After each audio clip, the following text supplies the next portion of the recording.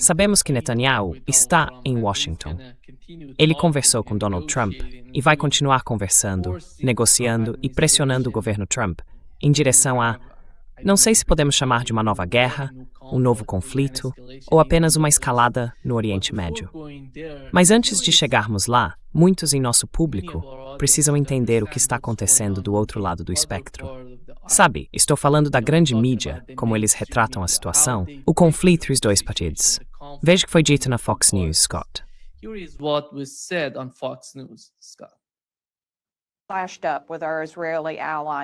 Nos alinhamos com nossos aliados israelenses e vimos os resultados disso na Guerra de 12 Dias do ano passado, quando os iranianos ficaram completamente indefesos, tanto contra os americanos quanto contra os israelenses. E ainda estão, e eles sabem disso. Então veja, com Abraham Lincoln na região, o George H.W. Bush se aproximando, e com todos os sistemas adicionais de defesa Patriot e THAAD que colocamos, estamos realmente preparados para qualquer coisa. Aí tudo meio que depende dos iranianos. O presidente também está conversando com eles. Ele tem uma proposta para eles. Nada de armas, nada de apoio a terroristas e uma redução nos mísseis. Se aceitarem, ótimo. Se não aceitarem, ele está preparado.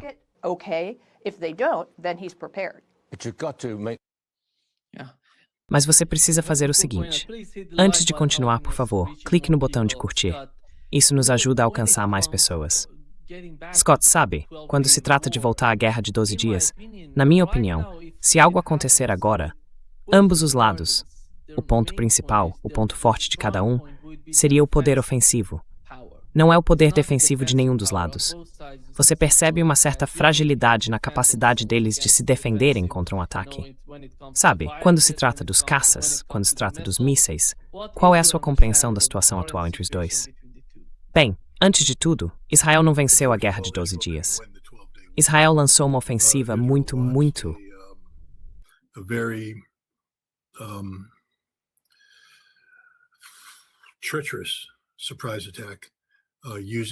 ataque surpresa traiçoeiro, usando a diplomacia americana como disfarce.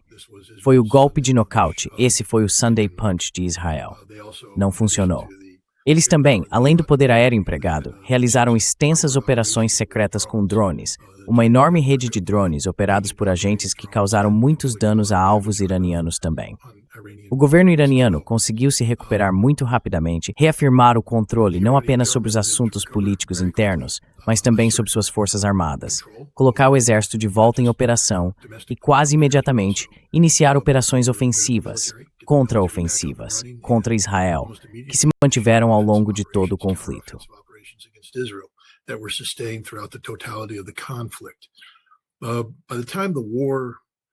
Quando a guerra chegou ao fim, os mísseis iranianos podiam atingir qualquer alvo em Israel que quisessem. E os iranianos provavam isso todos os dias. Os israelenses, por outro lado, dizem que não foi uma guerra defensiva. Tenho certeza de que você ouviu falar disso enquanto estava no Irã, quando a Força Aérea Iraniana ainda voava. Perto do fim da guerra, eles estavam enfrentando aeronaves israelenses com radar. Eles conseguiam travar o radar, e isso fazia com que as aeronaves israelenses interrompessem o ataque. Assim, a capacidade de Israel de atacar o Irã se degradou significativamente, enquanto a capacidade do Irã de atacar Israel continuou aumentando. É por isso que Israel implorou a Donald Trump para pôr fim ao conflito.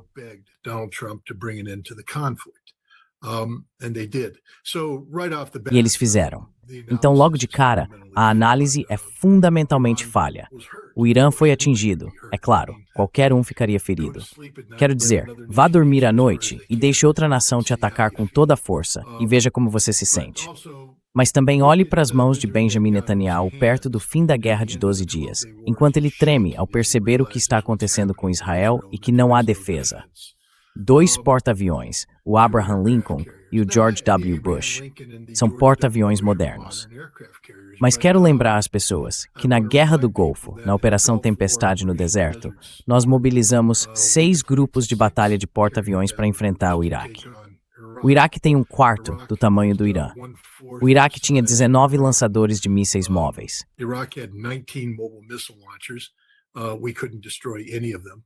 Não conseguimos destruir nenhum deles, mesmo com 6 porta-aviões e milhares de aviões da Força Aérea posicionados na região. O Iraque nunca ameaçou as bases aéreas de onde estávamos operando, nem os porta-aviões de onde decolávamos, ao contrário do que aconteceria com os Estados Unidos se atacássemos o Irã. Cada base aérea lançando aviões contra o Irã seria atingida e os porta-aviões seriam caçados. Se o Irã conseguiria ou não afundá-los é outra questão completamente diferente. Mas a ideia de simplesmente ficar ali perfurando o oceano, lançando e recuperando aviões sem qualquer medo é absurda.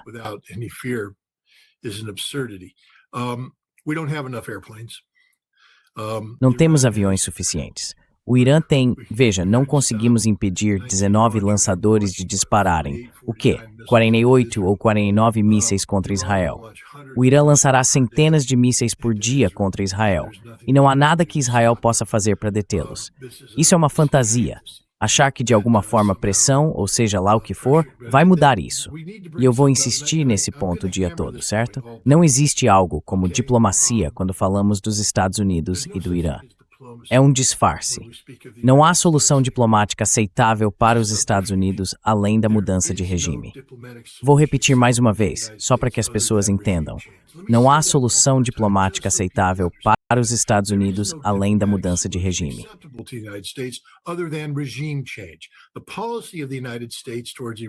A política dos Estados Unidos em relação ao Irã, em relação à República Islâmica, é a mesma política que Israel tem. A de que a República Islâmica é má e deve ser derrubada.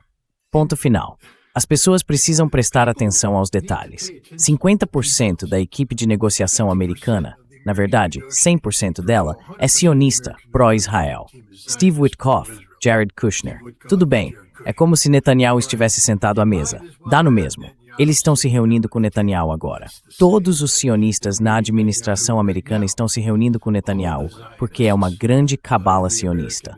Mudança de regime, mudança de regime, mudança de regime. Jared Kushner, que deveria estar sentado lá, dizendo a eles, olha, meu pai está falando sério.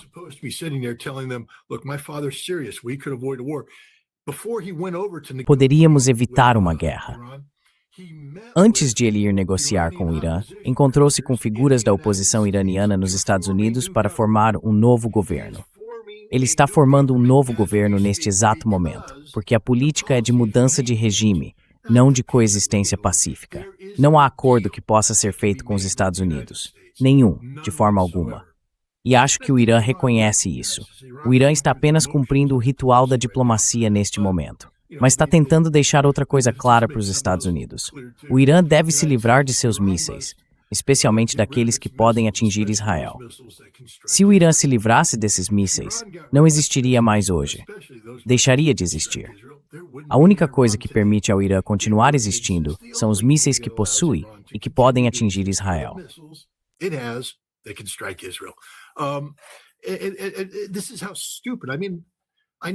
É assim que isso é estúpido. Quero dizer, eu sei que as pessoas precisam ser diplomáticas. Eu não sou. Então vou dizer isso diretamente na sua cara. Se você é iraniano e acredita em qualquer coisa que os Estados Unidos dizem, você é estúpido. E peço desculpas se estou te insultando, mas você é estúpido. E se você está no governo, provavelmente deveria ser expulso do governo. Certo? Se você é ministro das Relações Exteriores e acha que vai conseguir um acordo, renuncie. Se você é presidente e acha que os Estados Unidos vão cumprir o acordo, renuncie. Porque não vamos. Queremos destruir o Irã.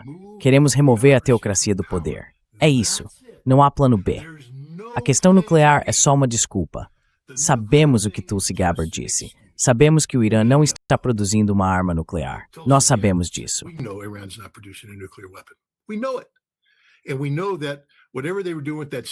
E nós sabemos que seja o que for que eles estivessem fazendo com aquele urânio enriquecido a 60%, eles não estão fazendo hoje. Porque atingimos instalações suficientes, causamos danos suficientes para interromper esses processos. Mas o Irã não está perseguindo isso. Pekeshkin deixou claro. Ele disse, temos mísseis. Não precisamos de armas nucleares. Nossa dissuasão são nossos mísseis. Voltando a esse ponto, o Irã não vai negociar seus mísseis. Então, isso é apenas um exercício de frustração do meu ponto de vista, porque eu simplesmente as mentiras que estão sendo contadas. Ninguém nos Estados Unidos, se você é um jornalista americano e está falando sobre a possibilidade de um acordo, você é um mentiroso. Você não é um jornalista, é um propagandista. Porque há questões demais em jogo. Por que Jared Kushner está se reunindo com a oposição?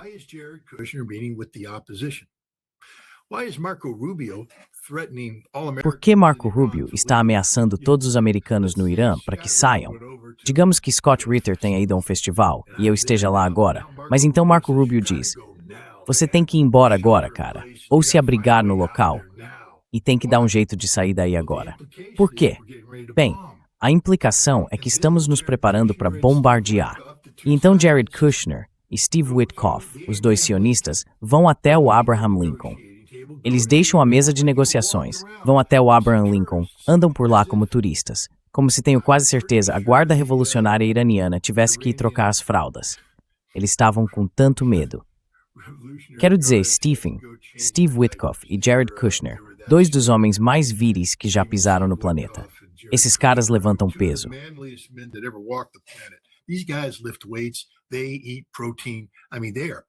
Eles comem proteína, quero dizer, estão cheios de energia.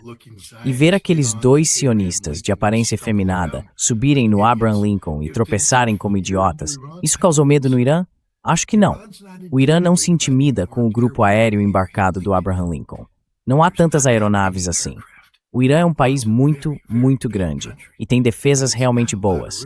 Então esse porta-aviões não os faz nem piscar. Dois deles não os fariam piscar. Seria preciso trazer todos os porta-aviões americanos. E mesmo assim os iranianos diriam: pegamos vocês, estamos prontos. É uma loucura. Não há diplomacia alguma. Vou repetir. Mudança de regime, mudança de regime, mudança de regime.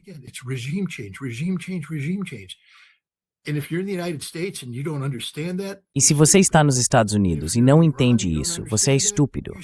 E se você está no Irã e não entende isso, você é estúpido. Desculpe, eu não sou diplomata, mas é hora de expor isso completamente. Temos que parar de fingir que há algo acontecendo que não existe. Não há solução diplomática aqui. Só existe uma solução militar. Uma é uma solução militar de dissuasão, em que o Irã é capaz de impedir um ataque israelense-americano, porque as consequências de atacar o Irã seriam tão extremamente ruins para o agressor que seria melhor nem atacar. Ou eles atacam e removem o regime do poder. Essas são as únicas duas opções.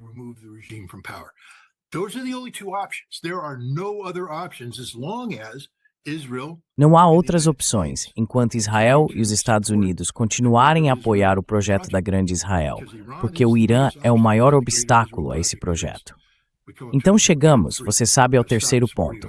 Parar de apoiar o Hamas, parar de apoiar o Hezbollah, parar de apoiar os Houthis. Por quê? Quero dizer, se quiser eu te digo como negociar o fim do apoio iraniano ao Hamas. Saia de Gaza. Uma Palestina livre e independente. O Irã vai parar. Eu poderia negociar isso num piscar de olhos. Eu poderia sentar e firmar um tratado vinculativo com o Irã, no qual eles fariam promessas e haveria medidas de verificação. Tudo. Poderíamos elaborar isso. Eu sei que poderíamos.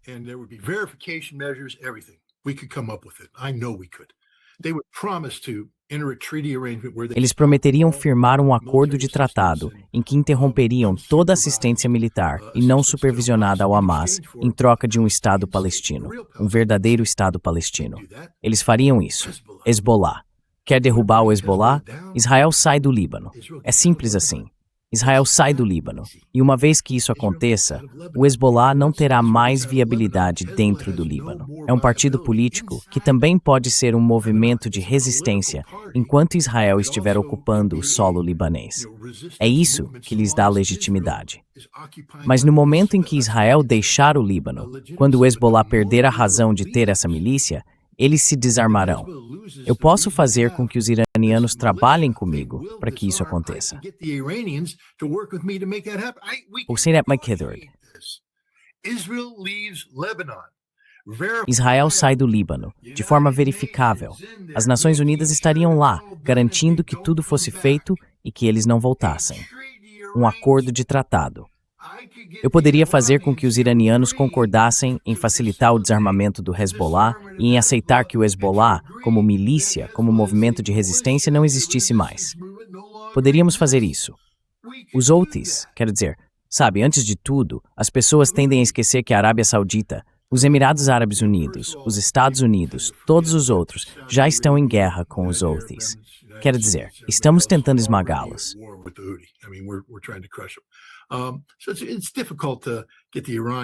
Então é difícil fazer com que os iranianos recuem ali quando todo mundo está tentando bombardear os Houthis até a rendição. Mas do ponto de vista israelense, uma Palestina livre e independente e os Houthis nunca mais lançariam um míssil contra Israel ou contra um navio israelense. Eu conseguiria isso em um tratado. Este é o tratado mais fácil do mundo de se obter. Se Israel fosse um Estado racional e os Estados Unidos acreditassem em uma paz verdadeira. Mas não acreditamos. O que queremos é intimidar o Irã, abrir mão de tudo para que Israel possa fazer o que quiser. Isso não vai acontecer.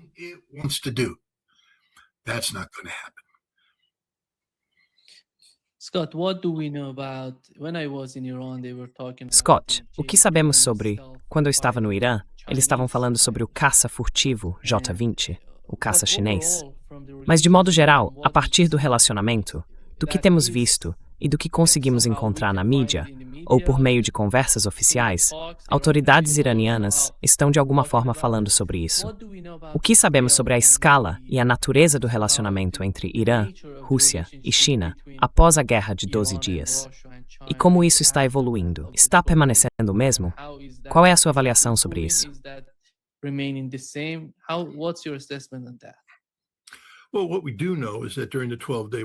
Bem, o que sabemos é que durante a Guerra de 12 Dias, não houve nenhum acordo formal entre a Rússia e o Irã. Todo mundo dizia, a Rússia abandonou o Irã, a Rússia os deixou na mão. Não, na verdade, em janeiro, a Rússia negociou um acordo de estrutura de segurança. A Rússia o ratificou. Eles estavam prontos para agir. O parlamento iraniano não o fez, por algum motivo. Não estou aqui para criticá-los, mas a razão pela qual os russos ficaram de mãos atadas quando se tratava de ajudar o Irã foi porque o Irã não havia ratificado esse acordo de estrutura de segurança. Bem, esse erro foi corrigido e agora existe um acordo de estrutura de segurança. Não sabemos exatamente o que há nele. É um anexo classificado.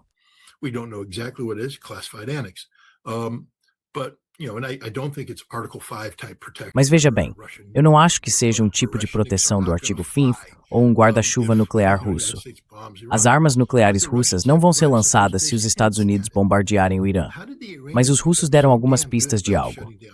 Como os iranianos ficaram tão bons em derrubar o Starlink? Qual é a interface direta do Irã com o Starlink? Quase nenhuma. E a da Rússia? Extensa. Os ucranianos usam, é o que alimenta todos os drones, é assim que eles se comunicam. E os russos adaptaram ou estão usando também. Então a Rússia é muito metida em monitorar o Starlink e em desativá-lo. E essas foram duas habilidades que o Irã exibiu com força total mais recente.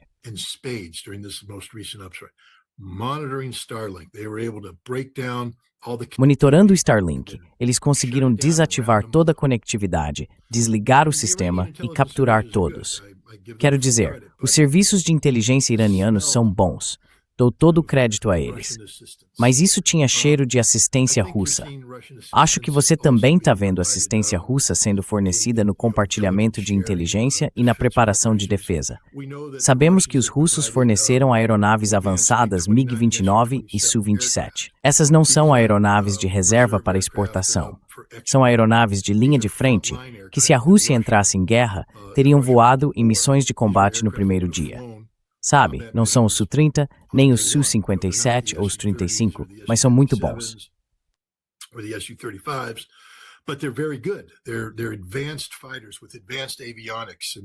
Eles são caças avançados com aviônicos sofisticados e, você sabe, prontos para enfrentar adversários no estilo da OTAN, facilmente equivalentes às aeronaves F-15 e F-16. Esses estão voando no Irã neste momento. Mas eu não. Por que não?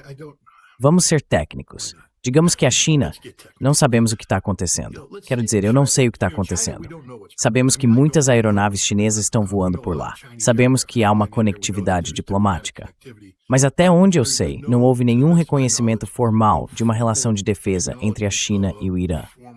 Há coisas informais acontecendo. E quero dizer, você sabe algo sobre o J-20? Isso é verdade ou é apenas um boato?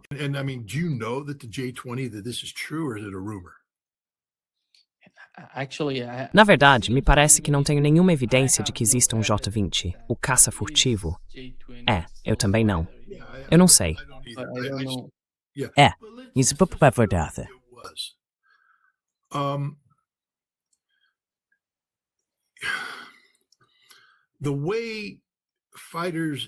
A forma como os caças interceptam aeronaves hoje em dia, isso não é como os combates aéreos da Segunda Guerra Mundial, em que você enviava esquadrões e eles diziam, inimigo às 12 horas. Agora você é direcionado. O radar identifica o alvo e você é guiado até ele pelos seus próprios radares e pelos centros de operações que o controlam, orientando sua aproximação.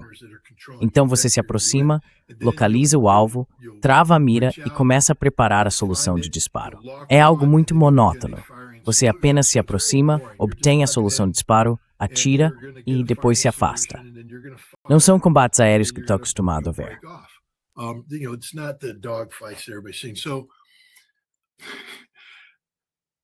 Então, a melhor coisa que o Irã tem a seu favor hoje é algo em que eles vêm trabalhando há muito tempo, o F-4 Phantom. O F-4 Phantom pode decolar de um campo de aviação iraniano, ser pilotado em direção a um vetor e ser guiado. Ele possui aviônicos que funcionam, mísseis que funcionam e já vem pronto para uso. Foi o F-4 Phantom que fez com que os avançados F-16 e F-15 israelenses recuassem, porque os iranianos conseguiram uma solução de disparo. Do ponto de vista iraniano, eles têm essa ferramenta que usaram repetidas vezes. É algo instintivo. Eles sabem como fazer isso. Os israelenses não destruíram os F-4. Eles não bombardearam esses campos de aviação.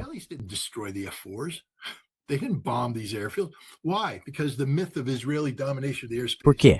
Porque o mito da dominação israelense do espaço aéreo é exatamente isso, um mito. Os israelenses realizaram ataques muito específicos. Eles tiveram breves janelas de tempo em que podiam voar dentro e ao redor de Tel Aviv, porque vinham do Mar Cáspio, tendo sobrevoado o Azerbaijão e contornado todas as defesas aéreas iranianas voltadas naquela direção. Esse erro não será cometido novamente. Mas veja, os F-4 e até os F-14 estavam voando por lá e conseguiram realizar interceptações bem-sucedidas. Por interceptação não quero dizer abater, mas obter um travamento de alvo forte o suficiente para que os israelenses tivessem que interromper o ataque.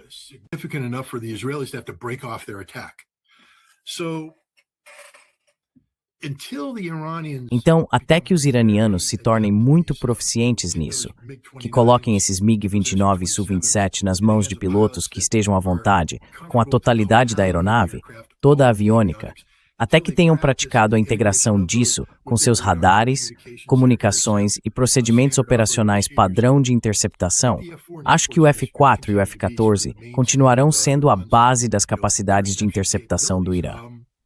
O Irã não vai lançar ataques aéreos ofensivos. Onde o MiG-29 e o Su-27 poderiam ser úteis é se eles tentassem avançar para uma área operacional, talvez onde houvesse aeronaves de reabastecimento, e tentassem abater essas aeronaves de reabastecimento.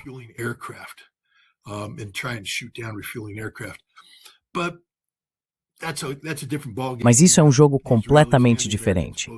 Os israelenses e os americanos têm patrulhas aéreas de combate muito boas.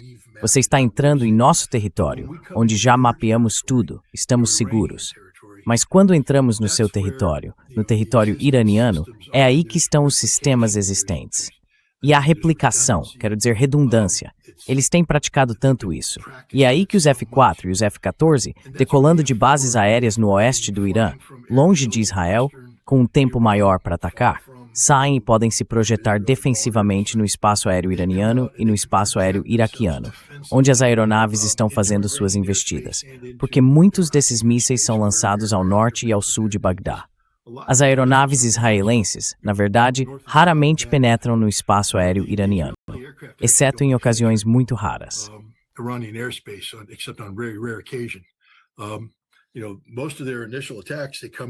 Sabe, a maioria dos ataques iniciais deles começa com lançamentos ao norte e ao sul de Bagdá antes de se dispersarem. E então vem o Blue Streak, ou seja, lá como chamam, Blue Arrow, Silver Arrow. Existem umas 4 ou 5 versões diferentes disso. Ele entra voando para fazer o resto do trabalho. Certo, então vamos ver. Só porque o Irã está recebendo novos equipamentos, não significa que isso seja realmente útil para o Irã, porque é preciso saber como usá-los. Quero dizer, se me deixar dirigir um Camaro de 1968 por 20 anos, fazer a manutenção e realmente conhecê-lo.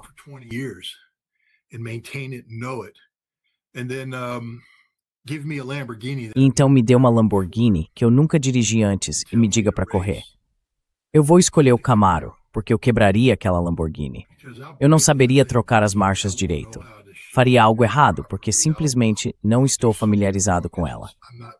Então, com todo esse novo equipamento chegando aos iranianos, eles realmente precisam praticar com ele para fazê-lo funcionar. Eles são inteligentes e têm muita experiência de combate. E sabe, os russos e todos os outros também têm observado os Estados Unidos. Então tenho certeza de que estão compartilhando informações. Mas Israel não destruiu tanto da infraestrutura do Irã quanto as pessoas gostariam que o mundo acreditasse.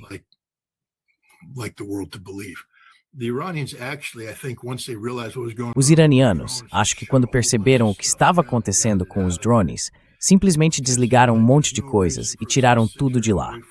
Eles pensaram, não há motivo para ficarmos aqui esperando um drone vir e nos atingir. Então desligaram tudo e removeram o que podiam. Essa é outra razão pela qual os israelenses estavam operando com tanta liberdade. Porque os iranianos decidiram preservar sua capacidade em vez de ficar esperando para virar alvo enquanto um drone se aproximava. Até resolverem o problema dos drones, não fazia sentido permanecer por perto. Então sim, acho que essa é uma resposta longa para dizer que os russos e os chineses estão se movimentando.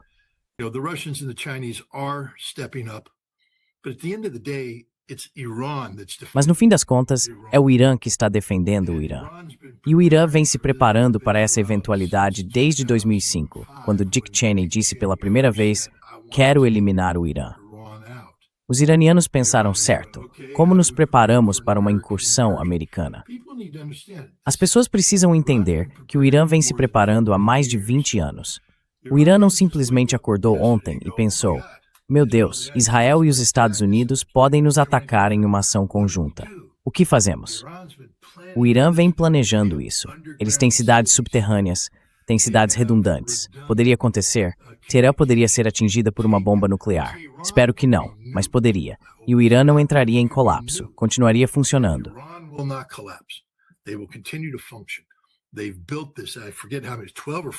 Eles construíram o que é mesmo, 12 ou 14 distritos militares distintos, e cada um é soberano em termos de sua capacidade de se defender e lançar ataques contra Israel e bases. Então veja, o Irã está preparado. É bom que a Rússia e a China estejam lá, mas nem a Rússia nem a China vão entrar em guerra pelo Irã. As pessoas precisam moderar um pouco suas expectativas. E também precisam ser mais realistas sobre o que aconteceu durante a Guerra de 12 dias. Acho que damos crédito demais a Israel pelos danos causados, e também aos Estados Unidos. E damos crédito de menos ao Irã pelo que fez defensivamente e por como projetou seu poder em Israel.